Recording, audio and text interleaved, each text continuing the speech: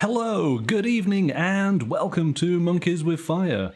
How is everybody doing tonight? I hope you're well. I hope your week is having a good one. Good evening, Mikey. Thank you for joining us tonight. So, we have another TFI Games night, and what are we playing? We're going to be exploring Ulaya Chronicles Raptor Claw Island from Olmec Games.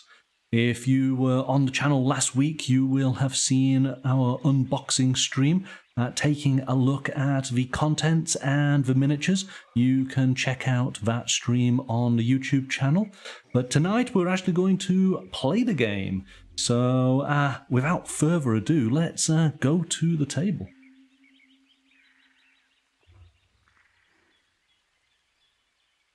Okay, so I have the game set out before us. Couple of things to note.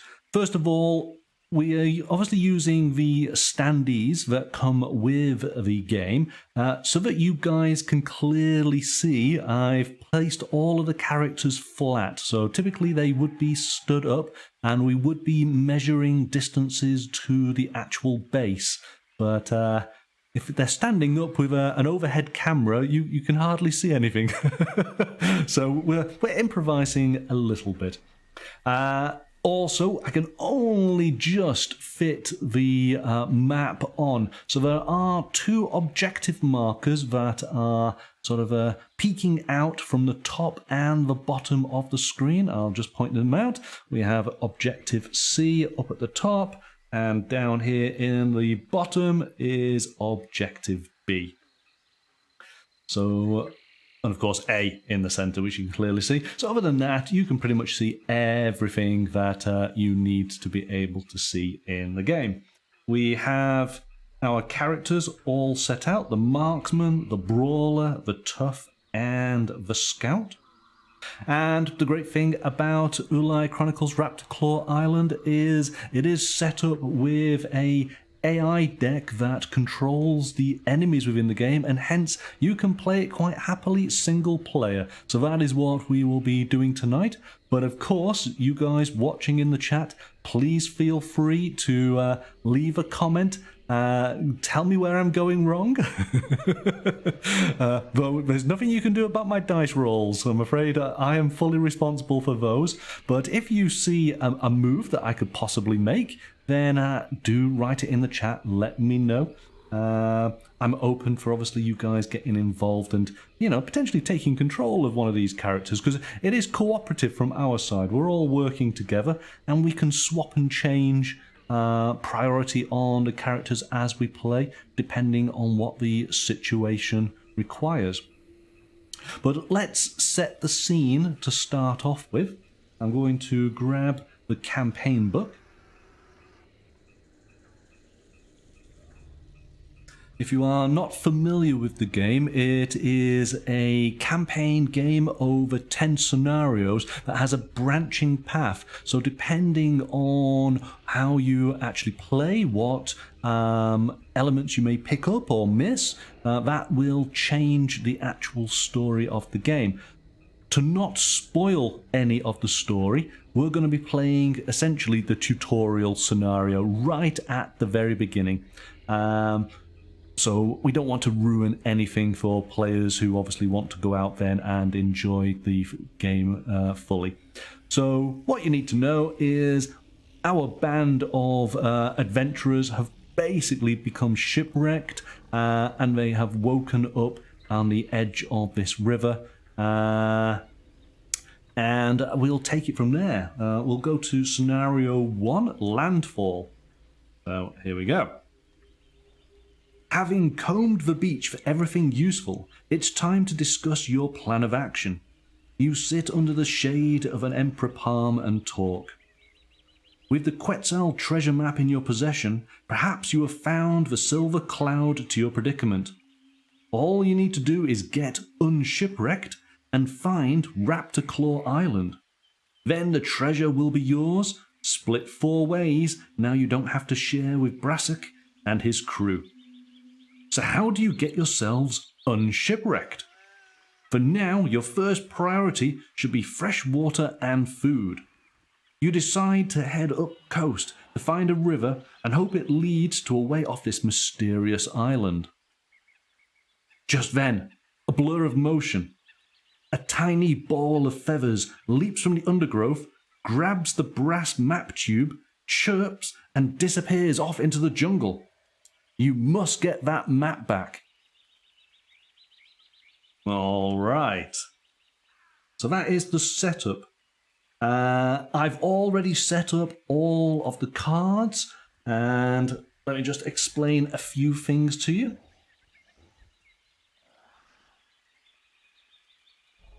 We have here the objective cards. We also have what is called the heat deck. Ideally, we want to get to the end of these objective cards before we get to the end of the heat deck.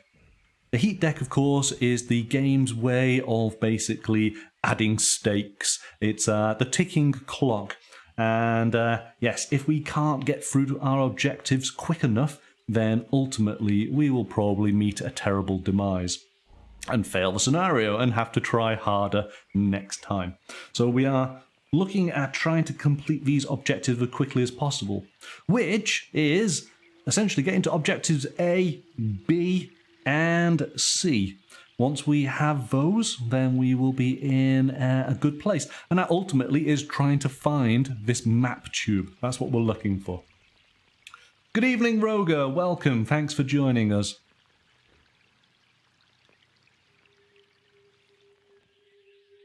So, we can pretty much get started. I'll kind of explain the rules as we go along, as we try and attempt to do various actions. As I say, anybody in chat, if you would like to chip on in and suggest, then do let me know.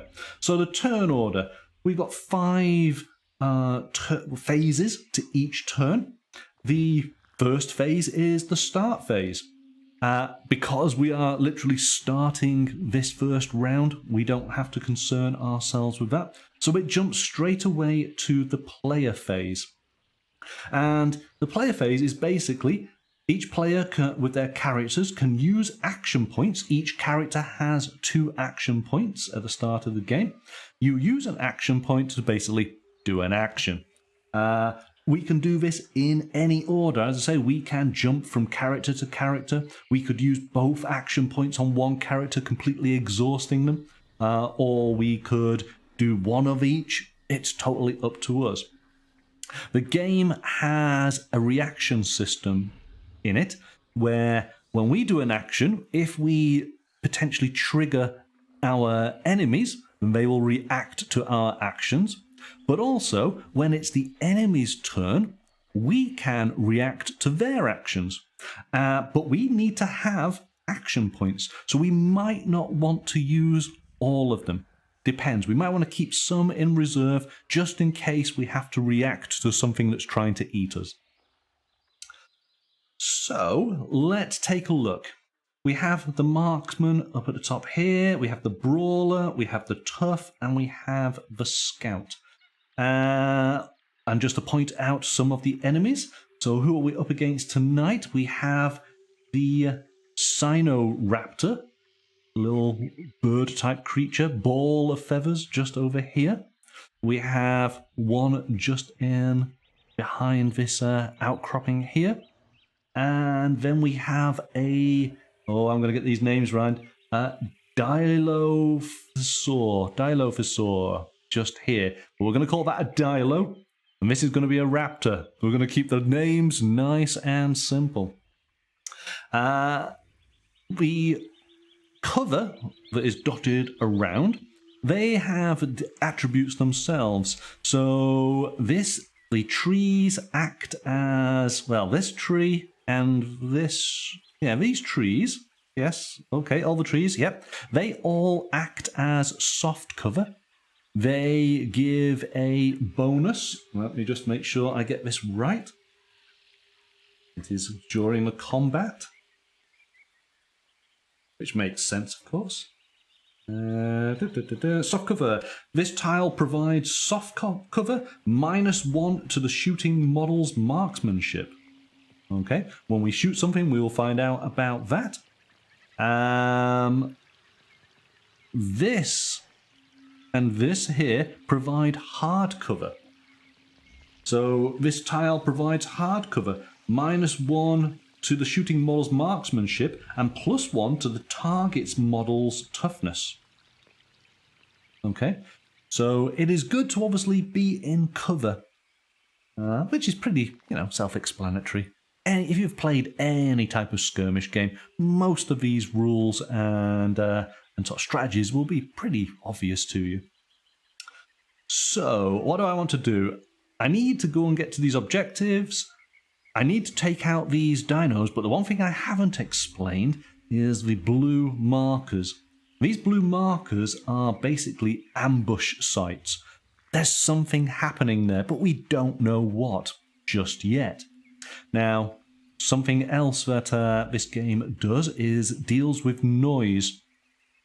If we should happen to fire our sidearms, which are our pistols, it gives off noise, and if we are in range of any of the enemies or any of the ambush markers, that might wake something up. We might cause ourselves some problems. Now, the brawler, the tough, and the scout all have a sidearm, whereas the marksman, she has a crossbow, which is silent. So she can do damage quietly. Maybe that's what we want to lean into a little bit to start off with.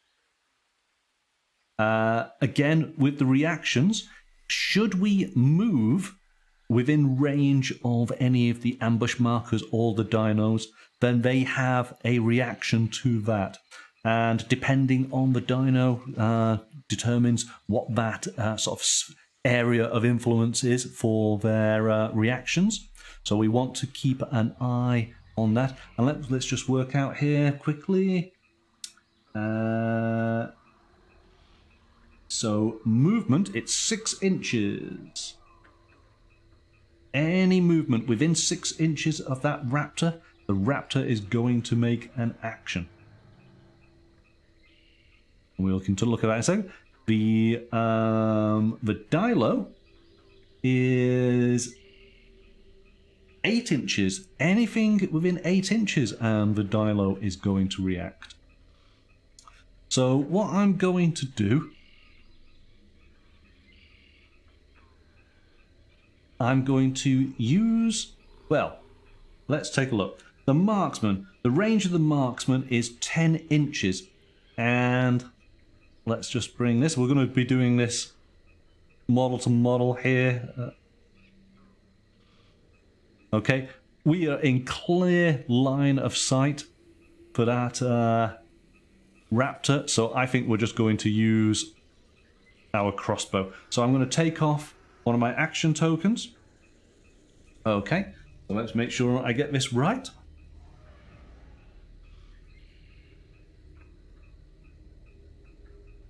So we're declaring a shoot action versus an enemy. We've already determined that line of sight is fine. Our enemy is not in any cover. So then what we do is we get to roll these 2 dice. Now, the way the system works is that we have our attribute dice. Make sure I get this right. There's my little picture.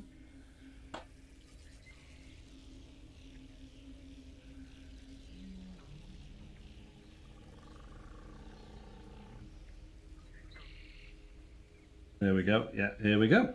So we have the attribute dice, which is the green one, and then we have the feat dice, which is the orange. And what we're trying to do is roll equal or under our attribute. So for the marksman, her marksman or shooting attribute is 7. If we can get 7s on both of those dice, then we will have done fantastic. We will have nailed it. Because of the reaction system, the enemy also gets to roll their dice, and they're going to try and roll their dodge. And the dodge on this is going to be 6. So for the raptor, it's equal or less than 6 on the dice. If the raptor manages to roll, let's just find it here. There it is. We have the claw. If it manages to roll a claw, then it instantly succeeds. If we manage to roll on the feat dice, or die, this symbol just there, then we have performed a feat. And I'm just checking here.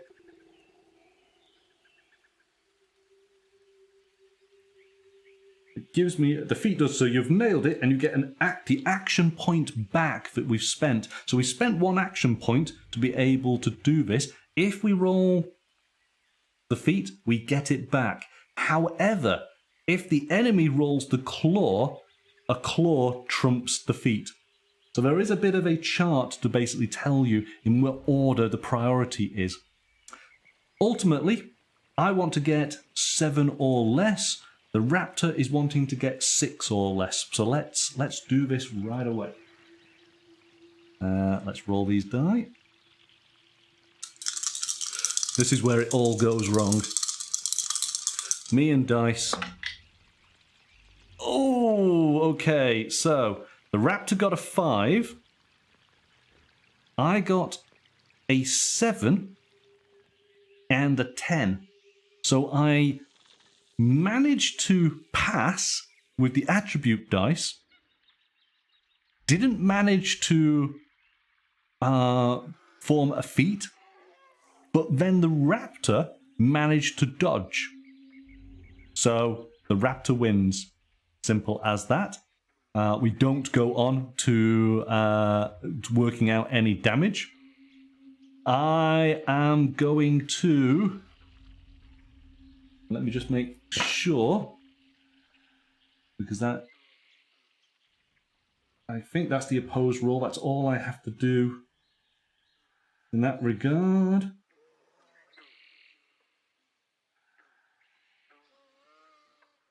So do we have a ranged weapon? No, we don't. So double check.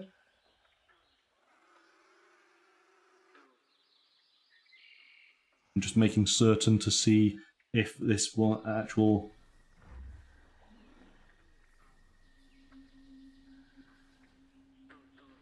Yeah, so if basically the enemy wins, I missed. Simple as that. Okay, so that's good. I am going to do it again. I'm just going to use both of my actions. This is probably a bad idea, because I will have no reactions then. Okay, let's give it a go. Oh, okay. This is better. So I have a 2 on the attribute dice. I have a 2 on the feat dice, but the raptor has a 6. Which means it should pass, but let's just double check on this.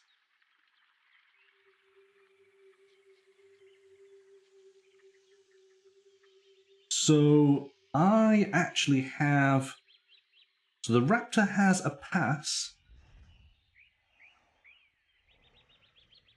Equal or under the attribute. So I've nailed it, which is great. So just check. So I nailed it, but the raptor passes, which means I actually do the hit, which is great. So we got a hit there. Excellent. All right. So now we work out the damage. Let's just do this.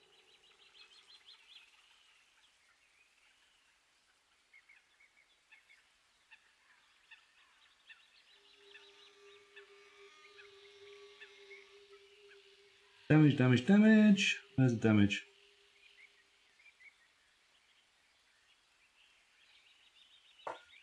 I'm still...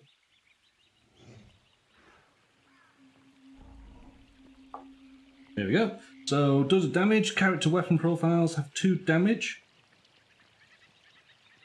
So if you nailed it, you inflict the 2nd damage. So we do 3 damage. Okay. So the model taking that damage has a chance to save some. So roll a d10 for each point of damage inflicted. If they roll under their toughness attribute, plus armor value, they've saved the wound. So there's going to be 3 damage against this raptor. Their armor is 0. Oh, this could be in trouble then.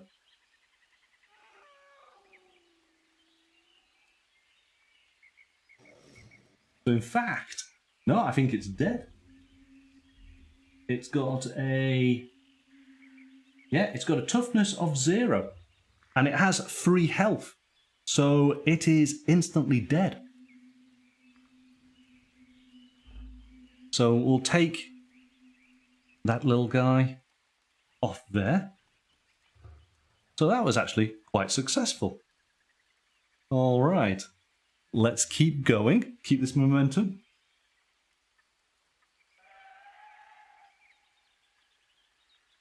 So I'm going to put, well, we know that she's finished. So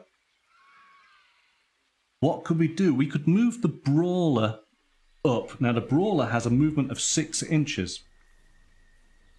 Let's take a look. Now 6 inches from here gets into there. But is that is going to be... Ooh. So it is, for the ambush marker, movement is within 5 inches. Now, do I want to trigger that ambush, knowing full well we've got to go up there, and we cannot get round through this large outcropping? So I think what we'll do is we will move him. We can comfortably move him there and have him touching this outcropping, which gives him some cover. So that was his movement. But, as I say, this now causes a reaction for this ambush marker. So, if there is any movement within 5 inches, we basically flip. So a passive flips to an active. So something is aware of our presence. But what that is, we don't know yet. If we do more movement... Oh, I better just check. I think we're fine. Yeah, we're fine, aren't we? Because that's 5 inches just there. So we are out of sight there, which is good. Okay. Now, he could move again. But I think that's pointless. He's not going to do anything just yet. We're going to let our tough move, and she moves 6 inches, but let's just see. What we could do is we could move her. That's 5. Could comfortably move to there with 1 over. Again, this is within 5 inches, so this would go. It would be flipped. Let's just make sure we put a note there using on 1. And the scout.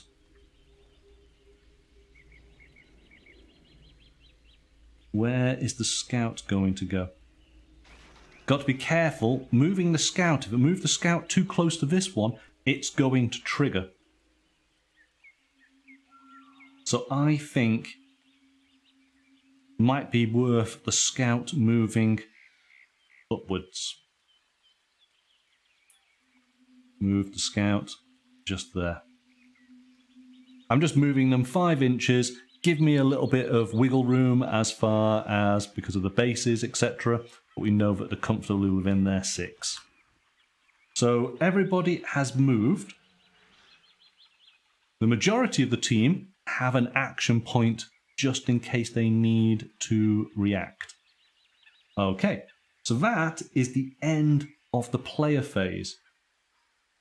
We're then going to go to the danger phase, and we read out the card to see what it says. The engine drone of insects is punctuated by the occasional screech and roar of unknown dangers.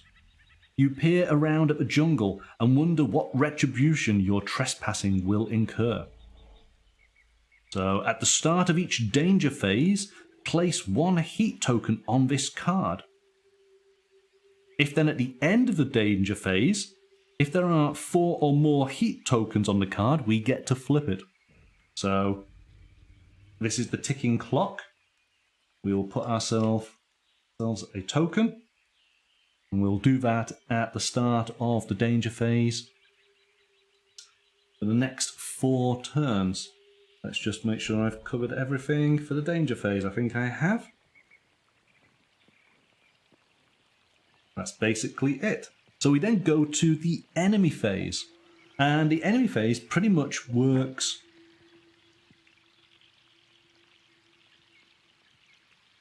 we use the AI decks. Any enemies that are visible, so we only have 2. We work from left to right, and we work in order of top to bottom. So this raptor is going to activate first, and we basically have a deck of cards that controls what the raptor's going to do. Let me show you this first card.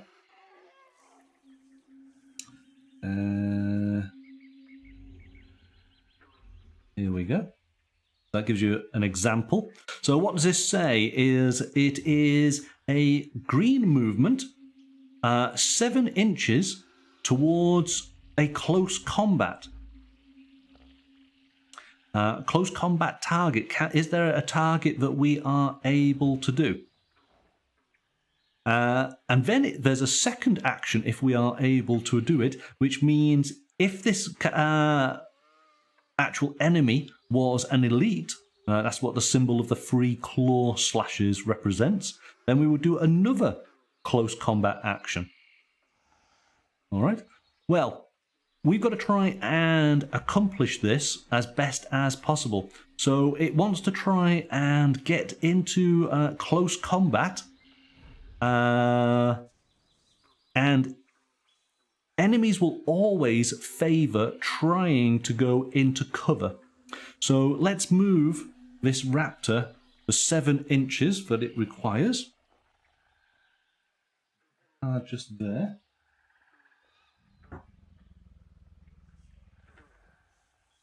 So yes, enemies prefer cover, so we should aim for doing that.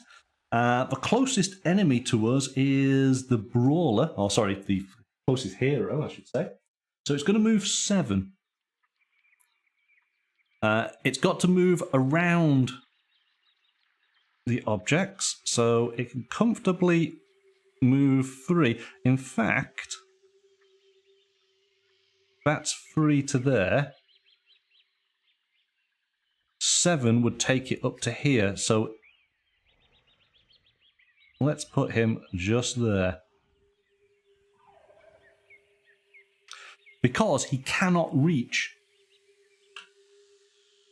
the brawler, we're going to have him so he's still creeping in the undergrowth.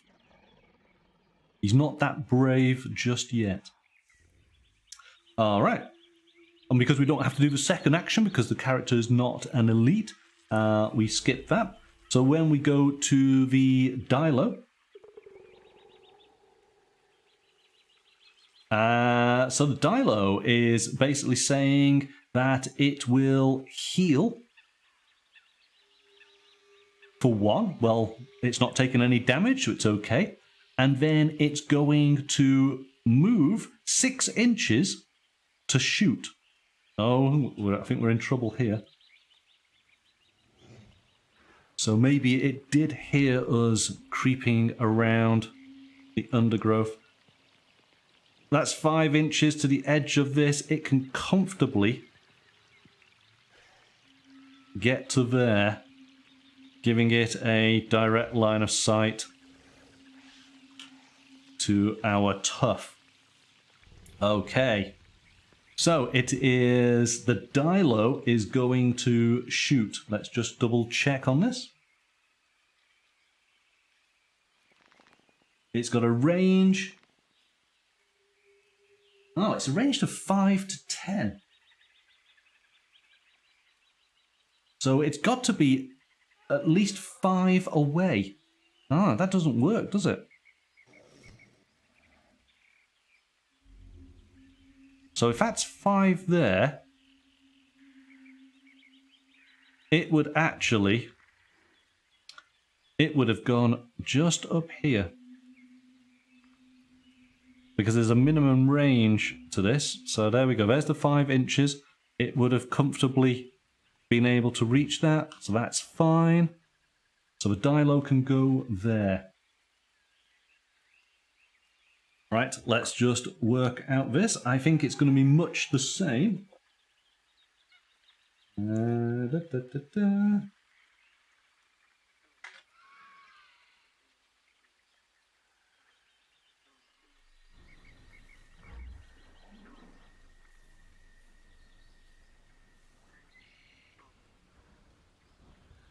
So enemy shooting works much the same as during the player phase. The enemy will roll the enemy die and compare the results to its marksmanship. So a Dilo has a marksmanship of 6. Okay, roll that. So if we have any APs available, the targeted character can declare a reaction. I do have an AP. I'm going to let the tough use that AP. Add both the attribute and feat die to the roll. Both models compare their results to the attribute stats. Okay, so we can roll both of these. So my feat here is 6. And the Dilo is looking for 6. So it's 6 or under, and depending then who has the best result. Alright, let's roll this.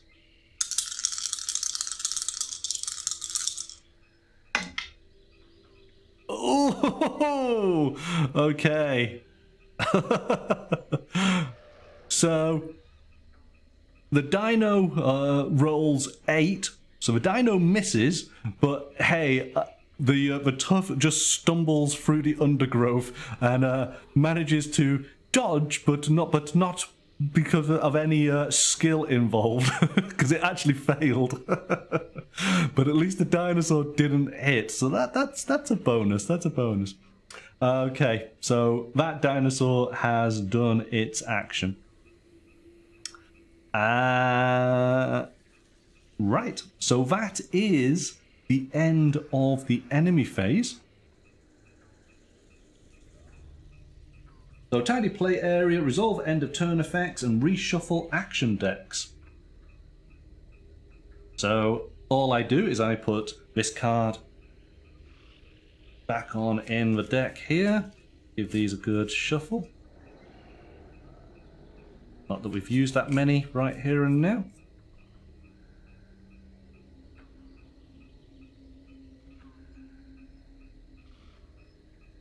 Same with the Raptors.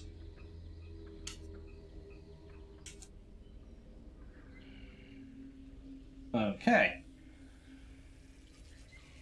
And so we start a fresh turn. Now, this is what we didn't explain before. So at the start of a turn, perform any beginning of start phase instructions. We don't have any currently.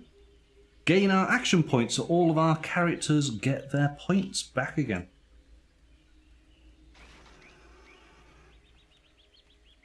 So, increase power. Now, as you play the game, because it is a campaign style of game, your characters can gain experience points and hence upgrade So you are able to have special abilities, but you need to use power to use those abilities.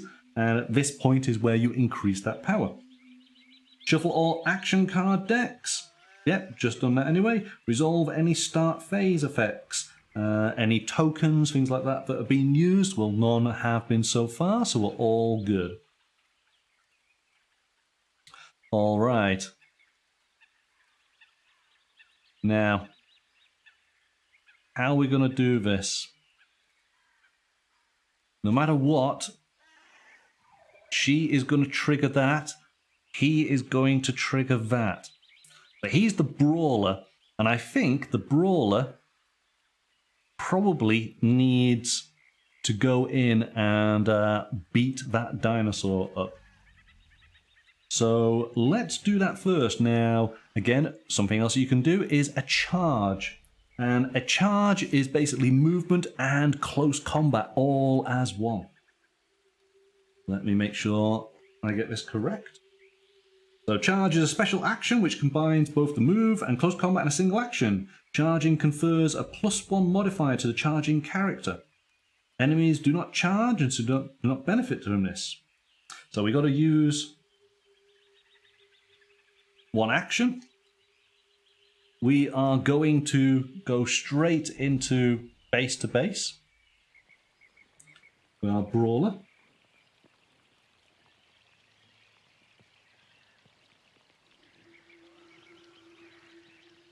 So I am looking at my close combat. It is 6. And for the Raptor, it's 7. Oh, okay. But I get a +1. So I am 7 as well. So it's 7s for both of us. Did I say?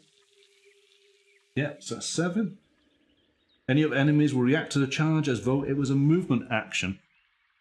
So we're going to do this. We're looking for 7s, but this is going to activate, and he is going to activate as well, because it is movement within 8 inches of him. Oh, this might not have been the best thing to do. Let me just double check. How does it do?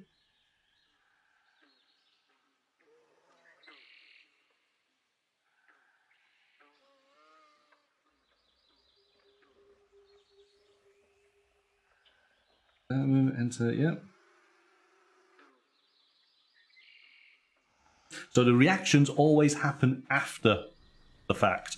Alright, so we can do this combat first. So we are looking for 7s and under for both the Dino and the Brawler.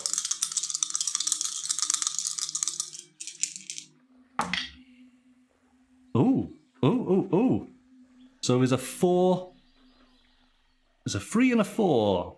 So the Brawler has passed. In fact, actually, the Brawler has nailed it, because the Dino got an 8. So the Dino has failed. All right, let's take a look at his damage there. So that's going to be 3 points of damage. So looking again at, and because this particular dinosaur has no toughness, it's dead. Simple as that. So he's gone. That's 3 points. That's really cool. He's out of it. Okay, so now we have problems. So this Dilo is going to shoot. It's going to shoot, and is it? It's a range of 5 to 10. We're going to say it's in range. We're going to just go with it. So it'll be a damage of 2. It's looking at 6. So it's looking for 6s on its die. I could use my other action with the brawler to try and dodge. Again, this is what's really cool about Raptor Claw Island, but also the Drowned Earth as the larger skirmish miniatures game, is that it's very dynamic. You've got to sort of try and play it out as a movie. So no sooner has he gone on in there swinging his spear, he's killed the raptor, and then he's going to be doing a combat roll as this Dilo shoots toxic venom over him. Hopefully. Hopefully.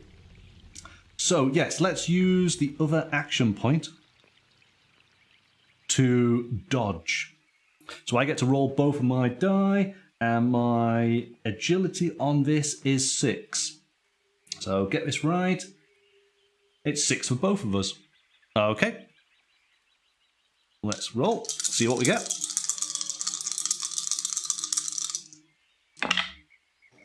Oh! Oh, okay, well.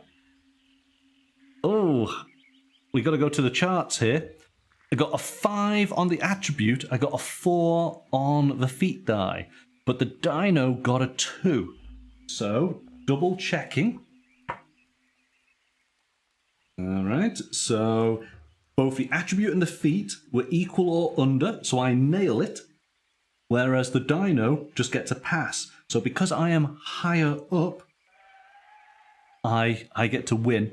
So I did get to dodge that venom. That's great. We're just about hanging on here. Okay, so that does that. Then we got to go to the ambush marker. Now, the ambush marker, we had movement. We've got to flip. So replace this marker with an enemy. Roll on the spawn table to determine which, then perform an ambush reaction with that enemy. Ah, no. All right, so let's roll the die to find out what we're getting. We have a chart. We're looking for 1 to 3. Was there anything lurking in the jungle, in the undergrowth? Let's find out. Oh. Okay, we're going to go with that. That's an 8. So that's a Sinoraptor Juve. Okay, so it's another one of these little dudes. So there he is. We'll take that token off. And he is going to then perform an ambush reaction. So his ambush reaction is move 6 inches.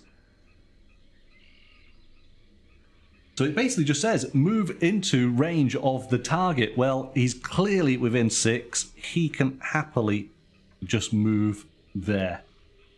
So he is all set and ready. When we get to the enemy phase, he's going to be all beak and claws.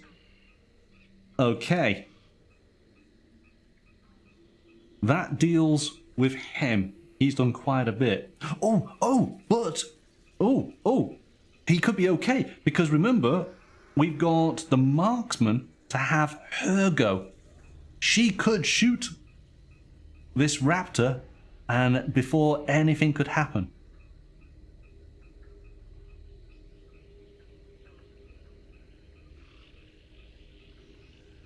Just making sure. Yes, it just literally moves towards the active player, so that's fine.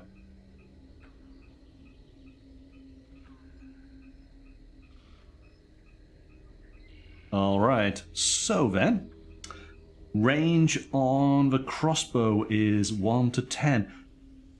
You know, she can literally, that's 8 inches to her there. She can just stand.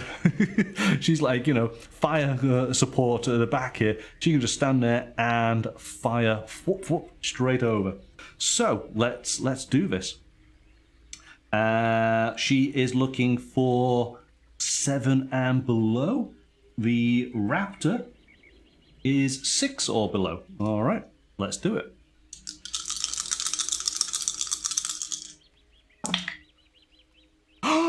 Oh no! Oh no! So, well, have her snipe the raptor, Roger. I agree.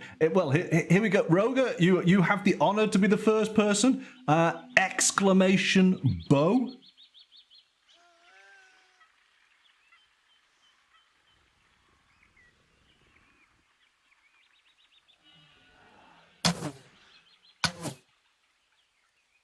Okay, but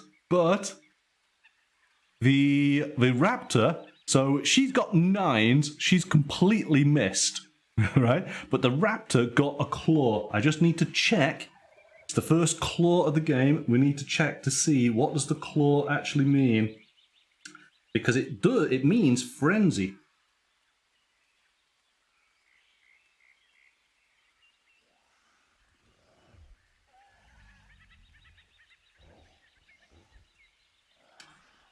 So yes, so frenzy just means that the raptor would be the winner here, but considering that she completely missed, makes no difference, so that's fine. Okay, so she's got one more, so that was one action point. You know, she could do this all again, so let's do it. Let's use that second action point. Hopefully she's lucky. Roll these die again.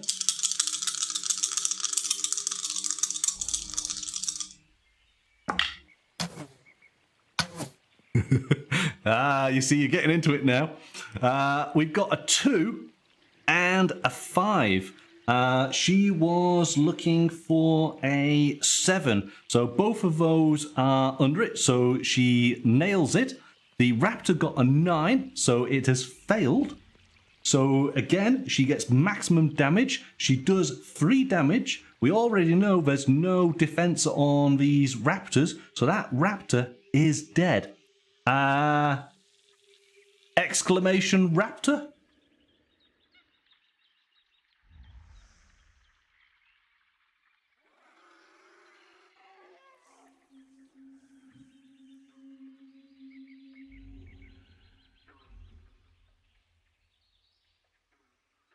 It's a RA.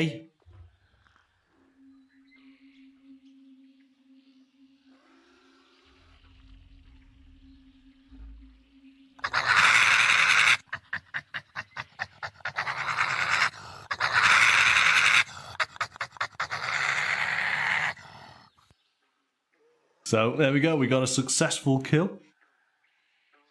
Thank you, Roger. We're going to get there. We've got plenty of sound effects for tonight's game. Okay. So marksman's done. Brawler's done. We need to get rid of this one just here, don't we? Really, I think. Now the ambush, if it hears noise is within 12. Do you know what? It's probably worth moving the scout round to here so we can take a shot at the dilo. Let's do it. Even though it's going to cause noise. But now noise is 12. So, oh no, because the noise would trigger this. Oh, would it? Oh, it would trigger this one as well. Oh, and it would trigger, so it would flip these 2 blues, but this would spawn. Ooh, tough decisions.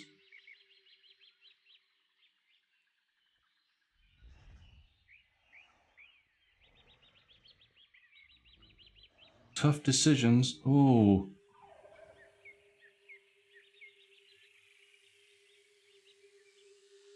I feel we're going to have to do it. So, we're going to move the scout 6. Well, we're comfortably in range there. We've got clear line of sight, so that's fine, but he's got cover. Let's shoot. So we are looking for less than 6s. Let me just double check on the cover, because he's in soft cover. What did we work out? Soft cover? Ah, provides -1 to the shooting model's marksmanship.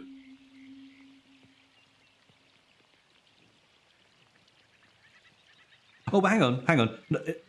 No, he's in soft cover. He's fine. It's if the dino was in soft cover, which it's not. So we're okay.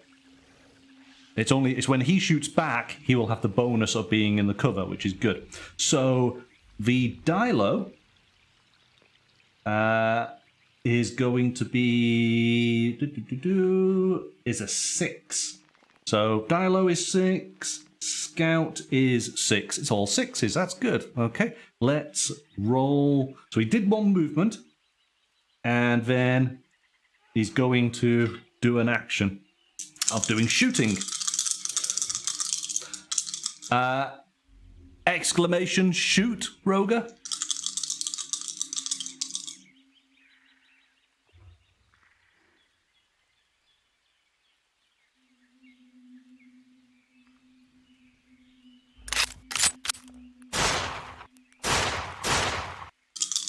Okay. Oh. Ugh. It wasn't worth it. It wasn't worth it. Got a 3 on the attribute, so we pass. Failed on the feat die, and because the dino got a 6, it survives. So use the action, but I've basically alerted everything in the jungle. So that flips. That flips, and this now spawns. So let's roll a die for it.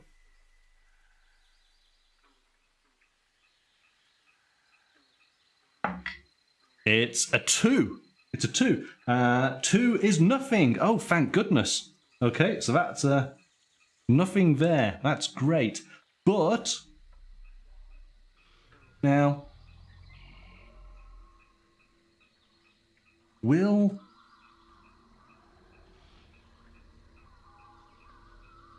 so if the noise has happened, even though that was the target, will it then react to it? Let's just double check.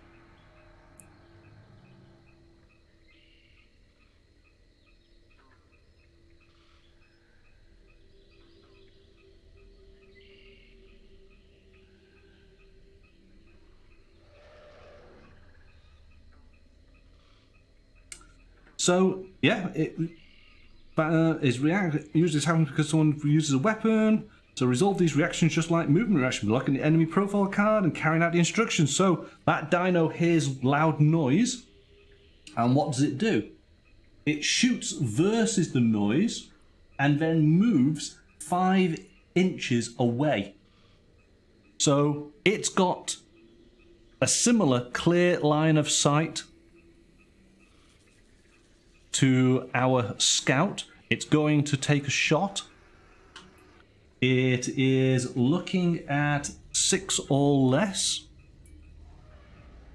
The scout has no reactions, so let's just double check on this. I think I just end up having to roll the die and just see what happens, but the scout is in cover.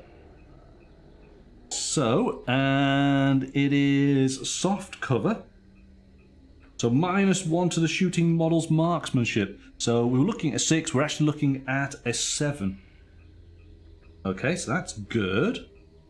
And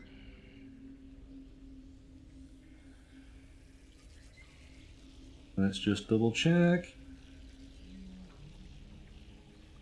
It's like with any game, the initial few plays, you're always referring back to the rules, but once you've done it a few times, it all becomes quite natural. That's close combat. We want to do shooting. So here we go. The enemy will roll the enemy die, compare the results to their marksmanship, and inflict damage if needed. So it's going to be 7 or more. If the hero has AP available, could declare a reaction.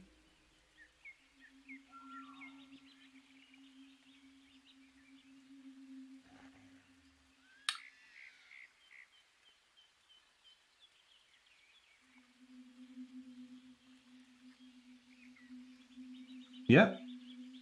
I think that's it.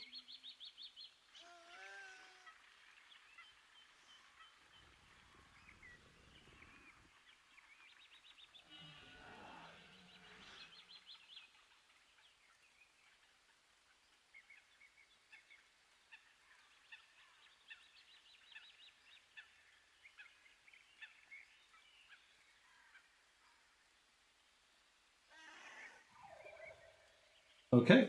So I've got no die to roll. So basically, it's a 7 or less. I'm going to take a full face of venom. It would look like.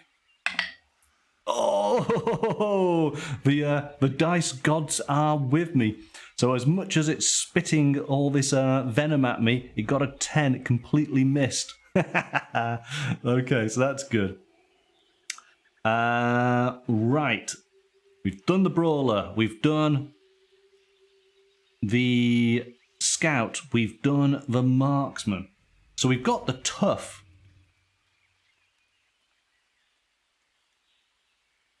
I feel like the tough could just run on in there.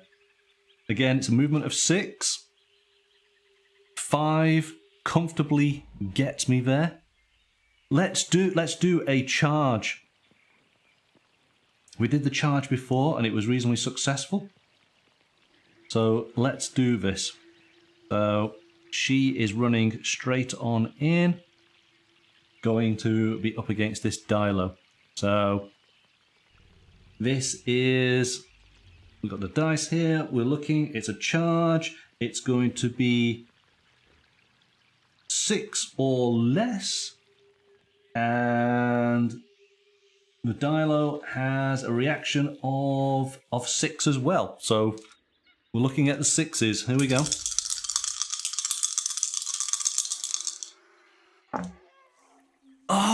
Oh, that's really bad. So I didn't hit, even though the feat die has got a 4, which is great, but makes no difference. And the enemy die gets a 5, so I completely fail, but also the enemy dodges. Let me just double check to see if it jumps out of the way. I think that might be the case. Let's double check. So it's a charge.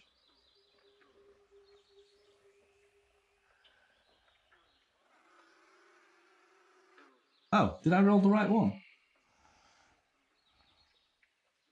It doesn't matter, I failed anyway, and it still worked.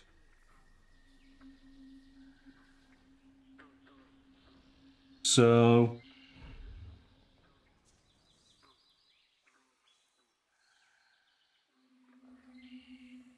Now... So that's failed there, but... We are within... Yeah, thought so. We're in 5 inches of this spawn marker over here. So we need to deal with that. Movement within 5. We're going to flip it. So replace this marker with an enemy. So we have to roll to find out what enemy it's going to be. It's an 8. Oh, it's a Raptor Juve. Okay, that's good. I can deal with that. He goes in there. It's if we get a 9. 9 is where we worry. Okay, and so it is an ambush. It goes 6 inches towards active. Well, we know that can quite happily get to there. Oh my goodness, there's going to be a gang up on the tough here. That pretty much does all of my characters, because I'm going to save that final action point because we're going to need it. We've got 2 dinos all over her. So we go to the heat phase. We put a counter on. That's done. We go then to the dinos. So this dino is going to do close combat, but it's both of them, isn't it? And we need to just check now to see what happens when they gang up.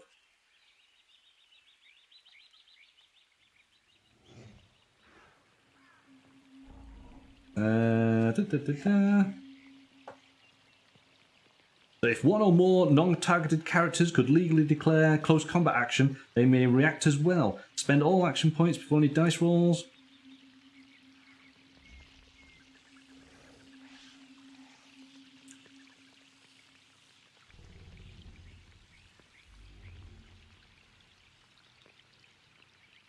So the winner will inflict, so it's basically a bit of a brawl, so as much as they're attacking me, I'm attacking them at the same time.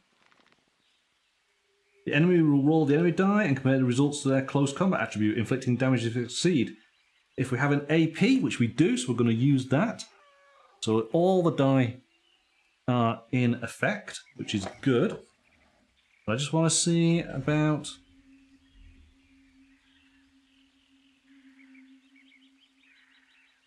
Now we could dodge instead, but I think we're going to try the damage.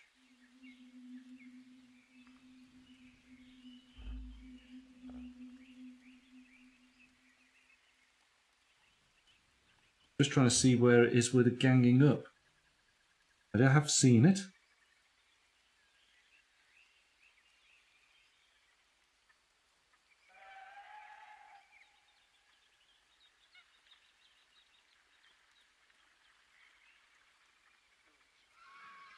Outnumbered in close combat. Here we go. If you are in base to base with several enemy models, you will suffer -1 close combat for each. So it's going to be -1 because we've got 2 models against me here. So I am looking for... I've got a close combat of 6, which means I'm a 7. And it's the Dilo that's attacking, which has got 5. So it's 5s and 7s we're looking for. All right, here we go. Let's give this a go.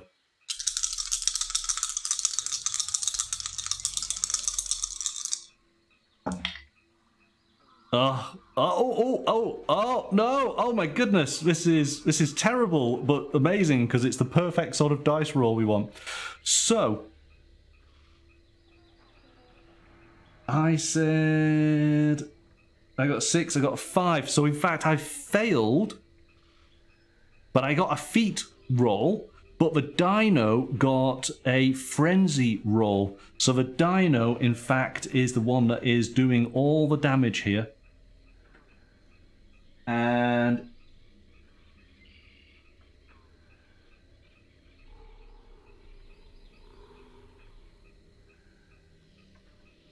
just need to check, how is that going to do close combat damage?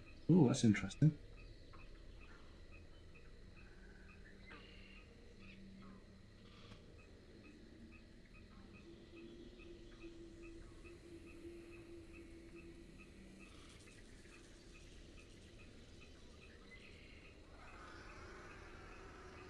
But that particular dino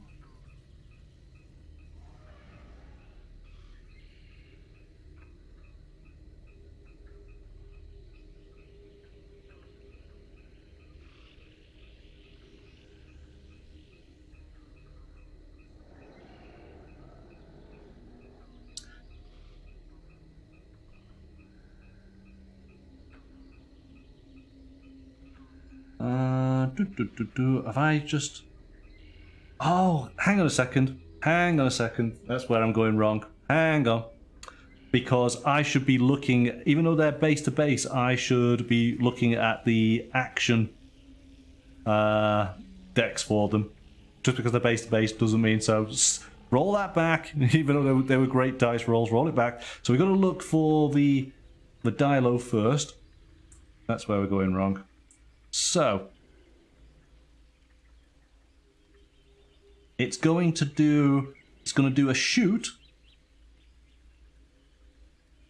Now it cannot do a shoot because the shoot is 5 to 10 range and it's too close. So what it's going to do then is it's going to go 5 inches so that it's out of sight. Ah, this is interesting. And it also, let's just quickly change this so you can see. So it's the way that cover works is a traffic light system, green, amber, and then red. So the undergrowth, that is the large sort of palm trees and that, they are amber. And this is telling us that it actually can move through amber cover. So whereas before we've had to walk around the cover, it actually can channel its way through, which is great for it. Because what it's trying to do is get out of line of sight. And it's going to go 5 inches. So 5 inches, it can pass quite happily through this cover and come to this side. And now, of course, it's out of line of sight because this still blocks. So couldn't do the first one because of its range, but has been able to do the second. All right, let's look at this raptor. Let's see what he's doing. So it says move 6 inches to go into close combat. Well, it's already there, so it is doing close combat.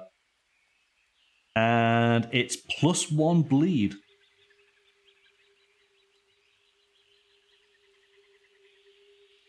So then, let's do the close combat. Yeah, makes sense. This one's trying to shoot, this one's all about claws. So that's why this one's moved away to get itself into a better position. So, let's look. It is going to do... It's 7 or less. And the tough has got a... Is it going to be... It's going to be combat as well, isn't it? Just double checking.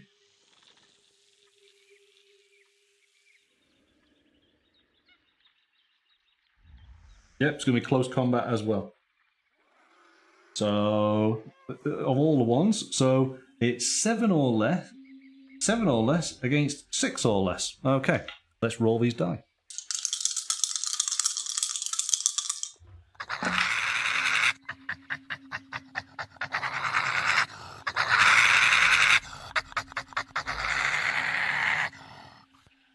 Okay, so the raptor gets an 8. So the raptor flailing around, while the tough, she basically just grabs it by its feet and just bashes its head into the ground. It gets a 3 and a 2. So amazing. That is 3 damage. It cannot defend. It is dead. Gone. Okay. So all the enemies have had their turn. It is up to us now.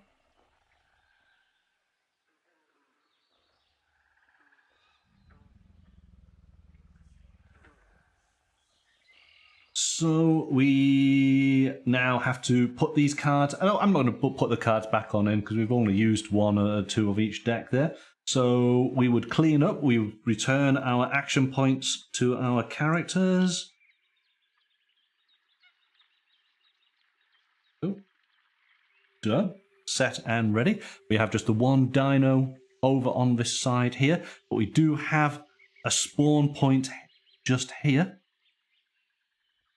So, I think reasonably leisurely, we are able to interact. So, let me just double check.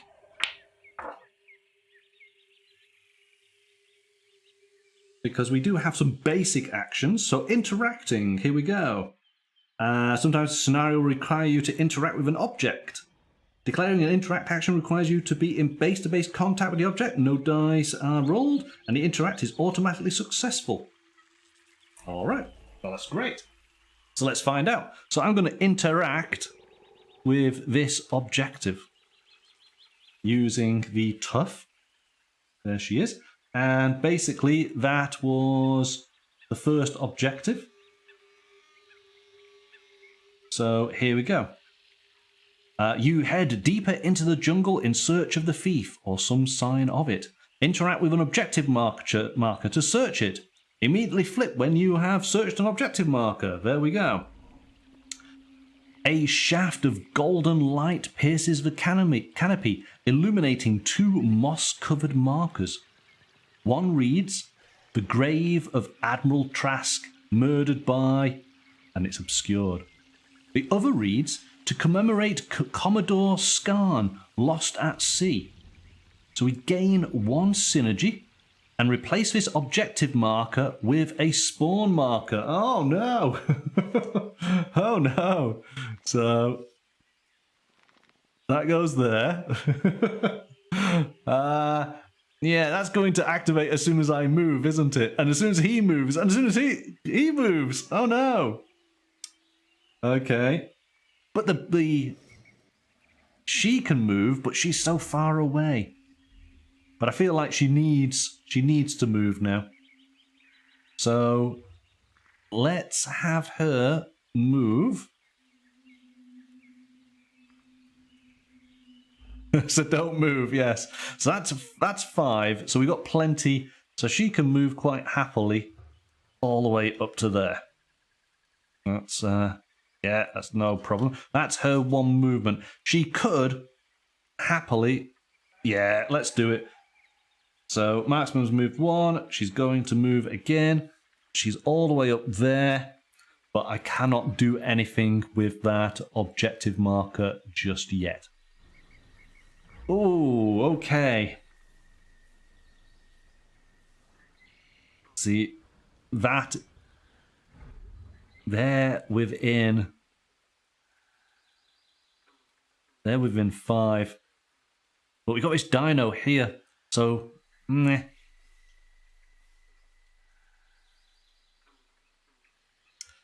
He moves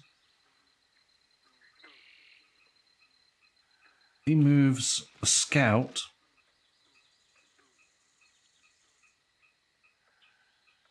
Could move to here. Clear line of sight. I can't fire the bow. The marksman is up at the top here. I've only got the sidearm.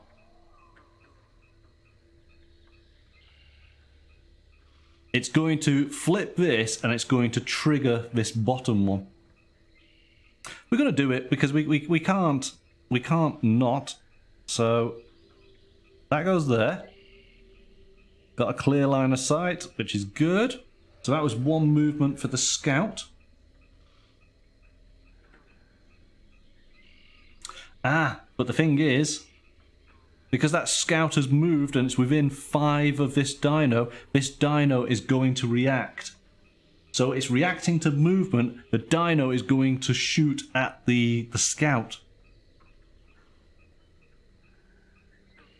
Oh, maybe I didn't think that one on. Oh well. I think the scout's going to have to just yeah,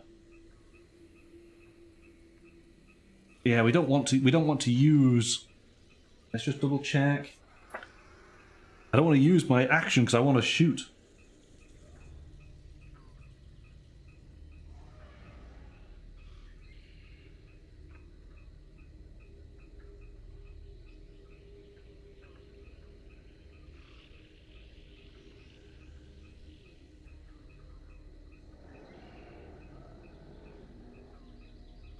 Yep, so it's going to be shooting.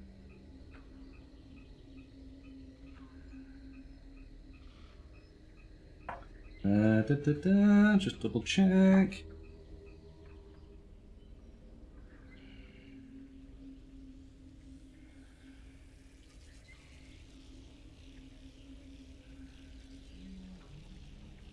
So it's going to shoot.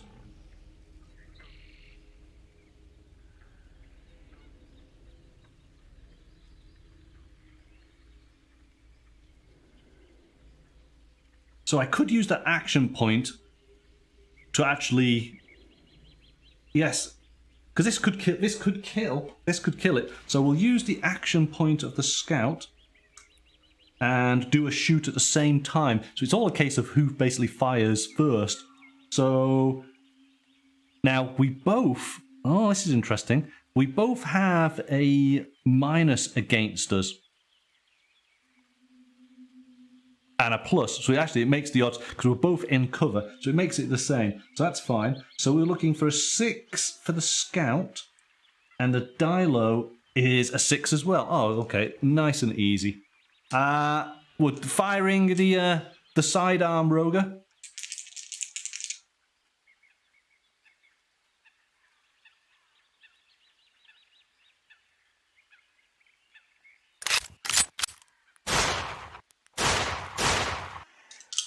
Okay, let's hope we are successful.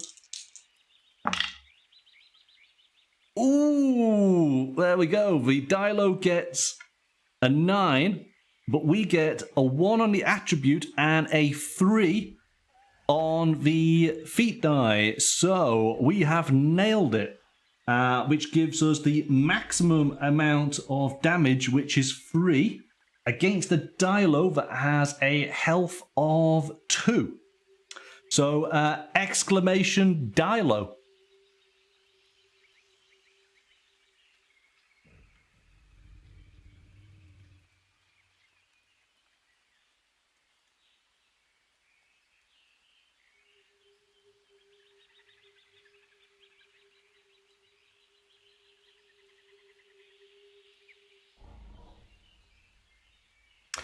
D-I-L-O.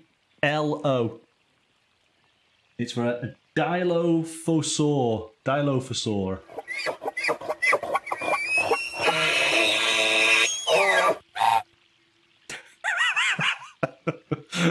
Okay. So, but we did have a gunshot going off, and it's got a range of 12. So I think.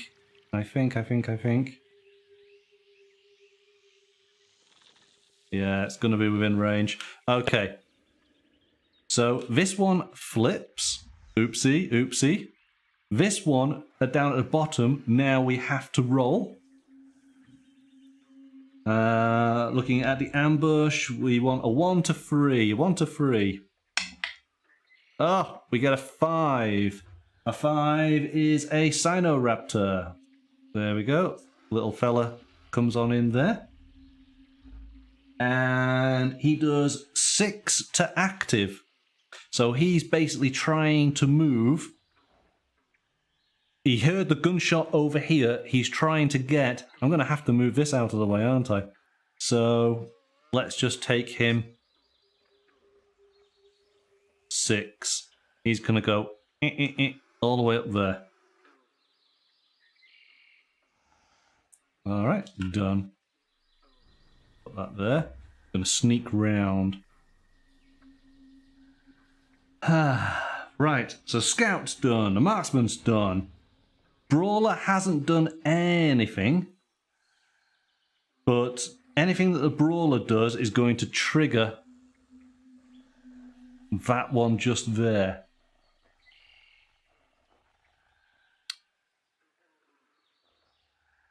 It's kind of unfortunate. We can't avoid it, really, can we? We're going to have to do something.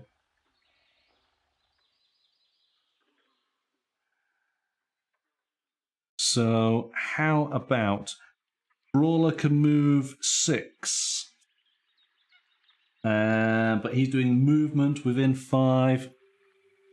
Yeah, it's definitely going to trigger. So, how about he comes round this side? Or he could just go straight down, couldn't he?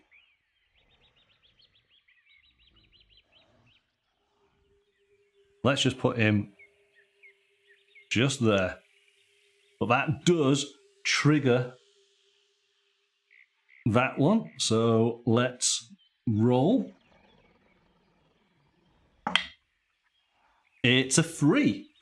Nothing. Oh, how fortunate. Okay. So the brawler did 1. Now, but he moved to here in a straight line, didn't he? He was pretty much like so. This Sinoraptor, 6 inches. Oh, he's just out of the Sinoraptor's sort of vision or awareness. So he just managed to sneak past. That's cool. Okay, if he keeps this line, he will dodge it all. So that's good. So... Oh, whoops. Oopsie. Put that, there it was. It's there, wasn't it? So if he does...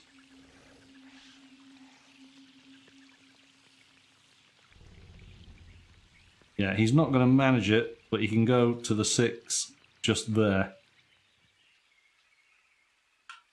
Alright, and that does him. So it's only the tough.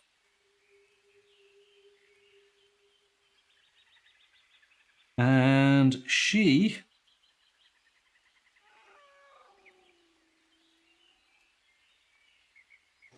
Do you know what? She could do it. She could charge that final dino. I think, well, you've kind of got to do these things, haven't you? So let's use that action point and bring her all the way around into close combat there. So we get +1, don't we? Let's just double check.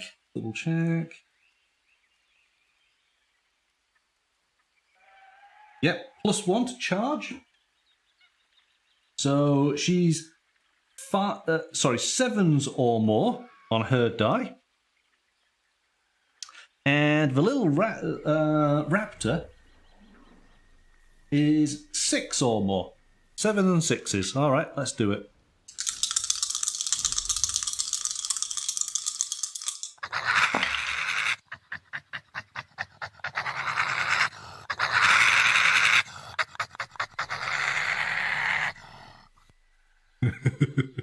Okay, so we got the 7, but the raptor got the claw. So the raptor wins.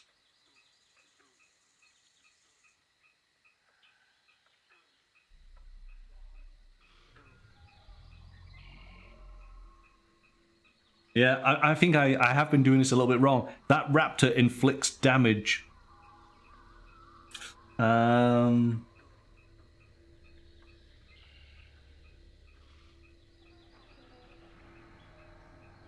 So it's gonna do 2 damage. I thought things were going a little bit too easy. So 2 damage against the tough because there's nothing she can do. Yes, when you're in close combat, it's whoever wins the fight, the dice roll. They're the ones who do the damage, unless you do an evade where you get out of contact. And because we were fighting, yeah, blood has been drawn.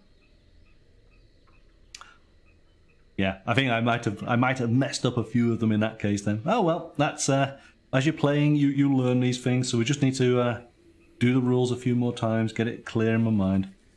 So that is effectively the end of my round. Everybody has done something. Goes to the heat deck, place a token on there. It then goes to the dinos. So we've only got 1 dino in play, which is the Sinoraptor. So let's find out. Okay. Well, let's just do this. Bring it here. If this model is in base-to-base with an enemy model, place all Sinos within 7 inches of this model in base-to-base with that model. So it would have called in all of his mates, but thankfully there's nobody else on the map, so that's great. But then it would move 6 inches into close combat. Well, it doesn't need to do the movement, it's already there. So we basically just do the close combat roll. And again, I just want to double check on this. So it's the dino doing close combat against us, which I think we still roll our die.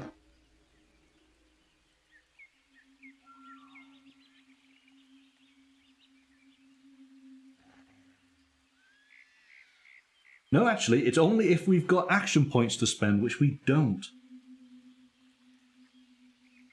Yeah. So it's literally, it's just the dino.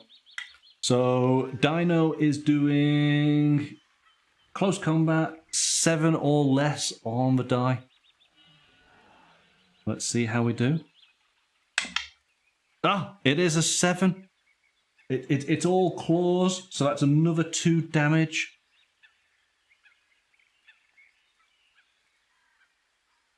Thankfully, the tough lives up to her name, and she's got 8 health, so we're halfway there. But I think this next round will pummel that dino. So we start a fresh turn. Everybody has their actions back.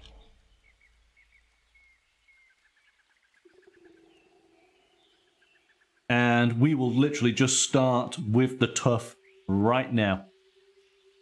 So, yeah, we're just going to go in there with a machete. So it is a 6. 6 against 7s. All right, let's see how we do.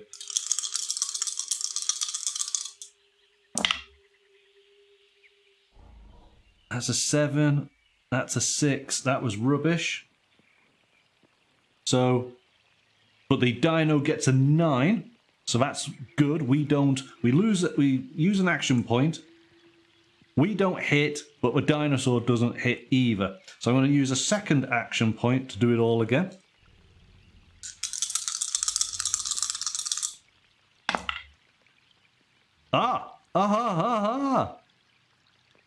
So I get a 6 and a feat die.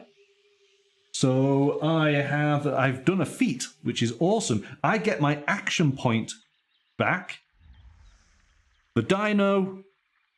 Oh, but the dino gets a 2, but... Oh, hang on. Because I got a feat... Yeah, so the dino passed, but I got a feat, so that means I win regardless.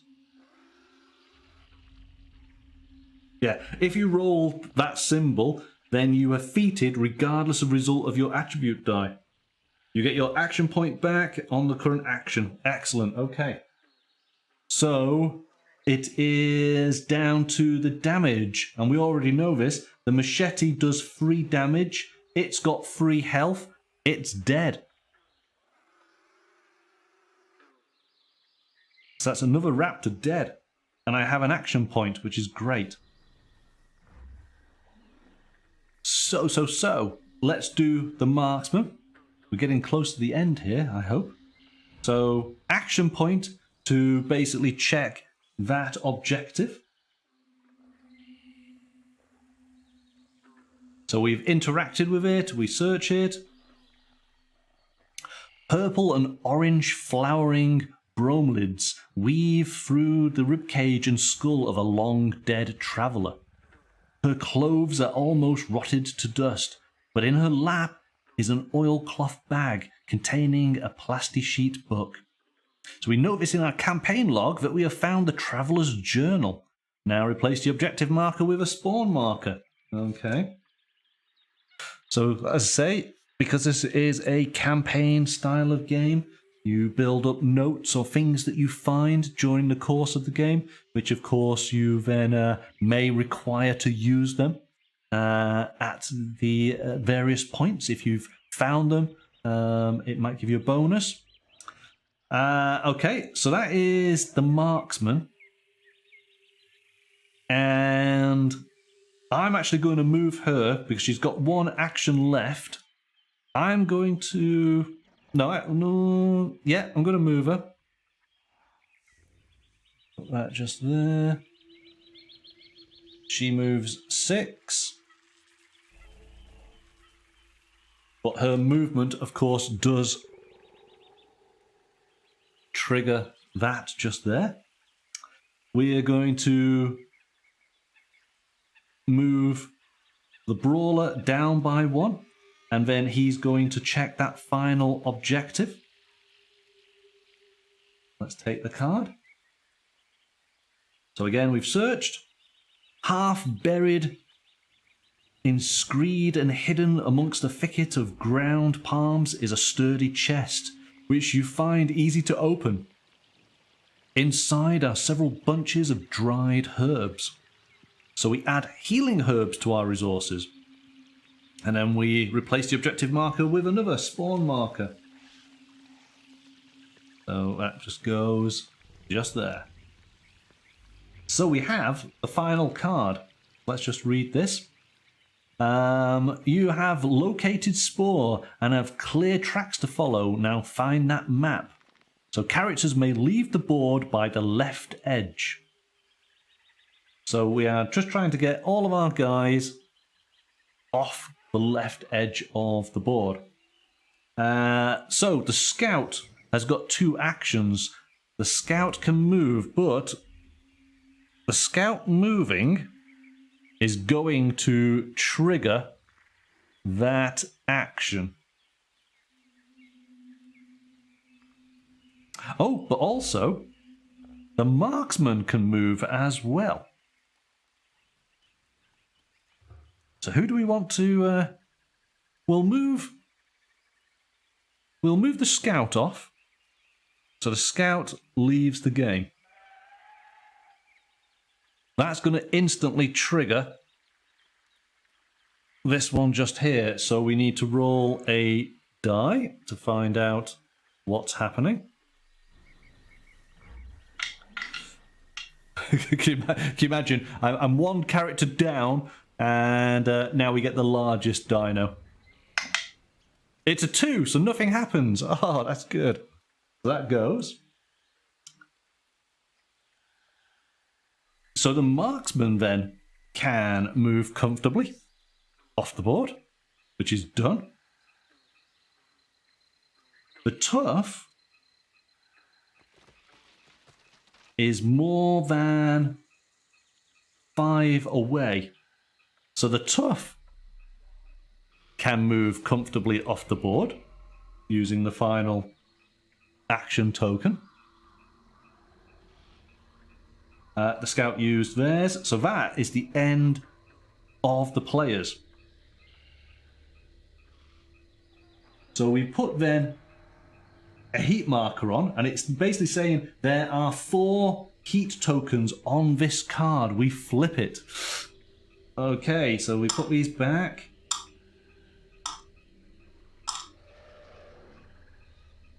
And we read out.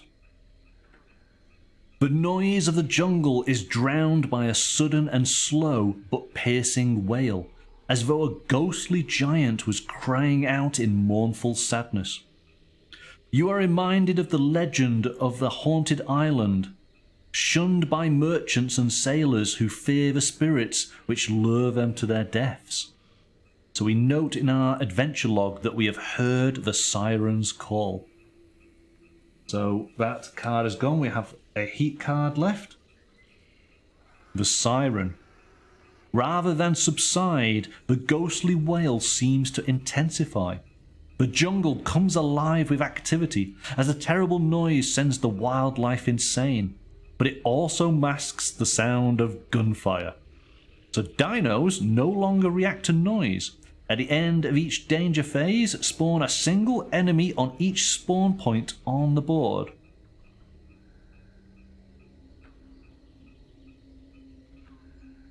Right, well, oh, that's not good. It is. Well,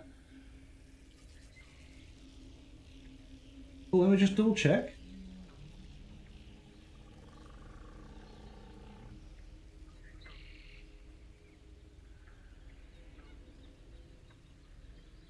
Replace this objective marker with a spawn marker. We did that, and then we rolled them. Okay, yeah, so that is correct. I'm just trying to work out, did I take out spawn markers when I shouldn't have? I don't believe so. So we do have just 1 spawn marker, and that is now going to spawn a single enemy for our one hapless brawler. Oh my goodness. Okay, here we go. Let's find out. This could be too funny. Okay, here we go. Oh, it's so lucky. So lucky. It's a Sinoraptor who appears in the jungle right next to him. Okay. It could have been something bigger. I think we've been lucky. And so it goes right towards, well, it literally is on him. It just leaps straight out of the undergrowth. And so that's the end of the danger phase, which means now it's the enemy phase. We have that one raptor in play. We draw a card. And so it's going to move to an enemy. Well, it's already there, and it's going to do close combat. So it is going to be a case of rolling this die. Can it do? It wants to do 7 or less. Let's roll. Oh, it does the claw, so it's absolutely managed it. So it is 2 damage. Brawler is feeling it. And then it goes 5 inches to be out of sight. Ooh, that's a good one. How's it going to do that?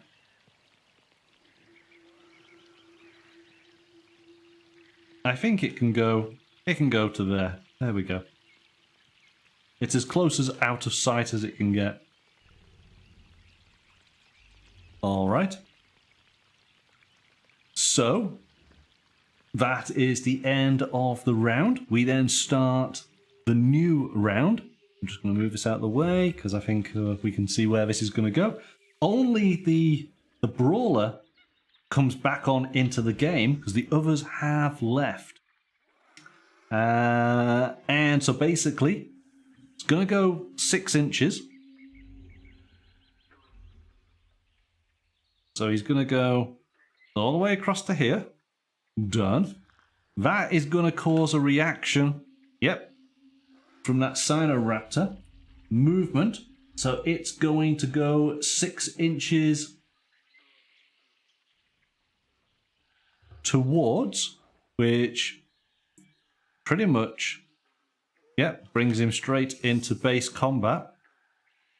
Now, does he because he comes there? I don't think he attacks.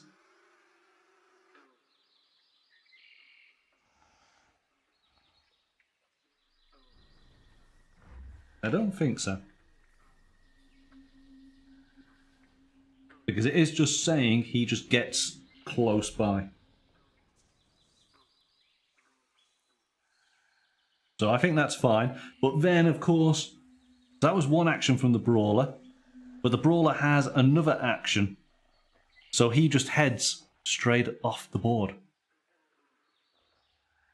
And that should be the end. So all characters have left the board. Here we go. The tracks lead away from the coast and into the interior. They are reasonably fresh, but you've lost valuable time. You predict you won't be able to catch up with the thief today, but you need that map. And so we get to read conclusion A.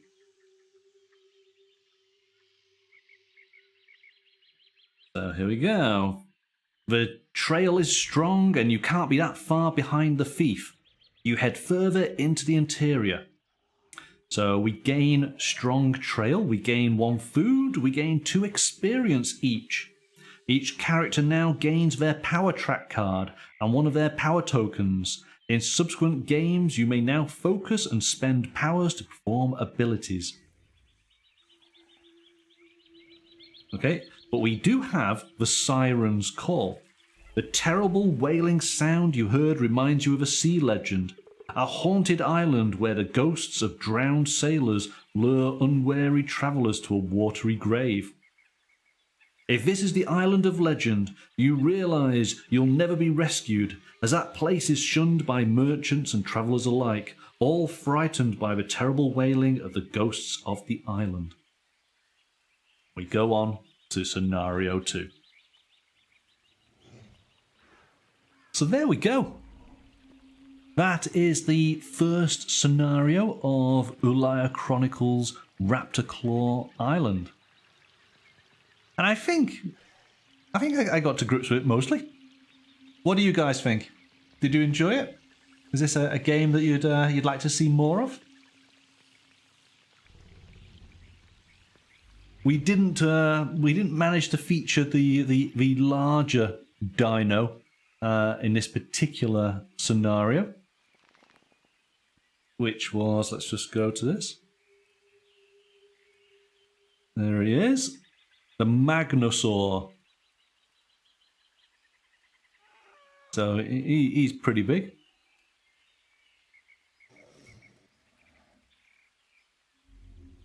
Well, you can always watch the video again. No, I really enjoyed it. Again, as we sort of highlighted when we did the unboxing, that it's great to have a full skirmish game in a small box. Let me just show those who may not have seen it. There we go. That's it. This is the box. So whereas typically skirmish games can take up a reasonable amount of room, this small box pretty much covers absolutely everything. Of course, you can replace the standees with the actual miniatures, and I have seen on the Drowned Earth Facebook page there is a player of the game who has enjoyed it so much that they want to actually build the map and all the scenery to play it as more like a miniature game, which is fantastic. Can't wait to see the results on that. So yeah, no, it's a lot of fun. But of course, I like the idea of the narrative adventure that we're going to go on, that it can change depending. The actual scenario book is a meaty book. I don't want to obviously give any spoilers, but it's a good big book. And what that is it's all of the different options that can possibly happen. So there is obviously a degree of replayability. So depending on how you play the game, you might have a different outcome, which is quite cool. And I like the AI deck's nice and easy. I think we just probably need to play it another time just to get back into the swing of it a little bit more. As far as the reactions, every time you do something, the dinos can react to it, and it's then just a case of who wins that dice roll. That's where I went wrong. I think we probably should have taken a little bit more damage, certainly in those close combat situations. But here we go. Learning on our first games, we'll get better in due course. You really like the sound effects, hey Roger? oh, we forgot to do the so there was one for ambush, so exclamation ambush.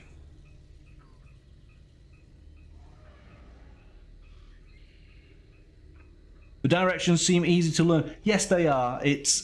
But like with any new game, it takes you a couple of plays just to sort of cement the rules so that you're not having to refer to the rule book over and over. But yeah, it is pretty straightforward. You do something, potentially there is a reaction to you. The heat deck multiplies as time goes on, then the enemies do something which you potentially can react to them, so long as you've got action points left. So it's worth keeping some of those in the bank. Yeah, we'll play it again. We'll play it again soon. We've got a few more new games coming on in. So we do have a new game on Thursday night. Sarah will be joining me on Thursday, and for those players who enjoy International Rescue, then you will enjoy the show on Thursday night. So do join us then.